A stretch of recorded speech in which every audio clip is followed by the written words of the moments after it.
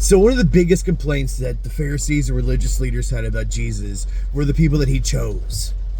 And see, to the Pharisees, these people that Jesus chose to follow him, the people he chose to bless, to do miracles for, they weren't qualified. They didn't fit the bill of what they thought somebody should do or how they should act to be in any kind of ministry situation or receive any kind of blessing. You see, because of the way that they lived their life, because of who they were, where they were from, the Pharisees automatically disqualified these people. Yet that's the people Jesus went for.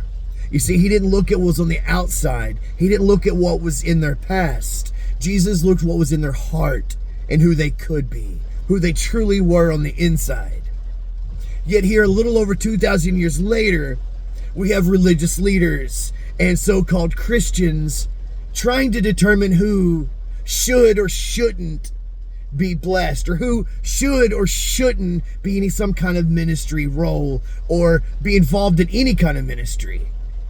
Prime example, Brandon Lake's got a song coming out, redid one of his songs with Jelly Roll.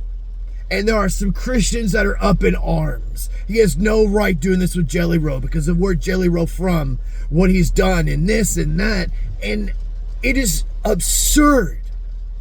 The arrogance and the self-righteousness to think that you are qualified to determine who should or shouldn't be involved in any kind of ministry is befuddling and mind-blowing. Stop and look at who Jesus chose. Never mind all of that. Let's just look at one man, Peter, the disciple Jesus renamed. The disciple that not only took his eyes off of God and lost faith and started sinking, but the disciple that later on denied Jesus 3 times. Yet Jesus blessed him and chose him, and Peter went on to become one of the main religious leaders in the Christian faith, at least in the beginning of the early church. That is who Jesus chose. So the arrogance that we think that we are qualified enough, that we have the authority to say this person shouldn't be doing this or that person shouldn't be doing that because of where they came from. Your sins are no different than theirs. So here's an idea. How about we play our part? Our part in ministry is to teach the love of Christ, to bless people, to reach out and to love people. That is our job. That is our part. It's Jesus's job and his part to judge them, to change their lives, to choose who is or isn't going to be used. So how about we stay in our lane and we play our part and we trust Jesus enough to do his part? It's not our job to judge the world.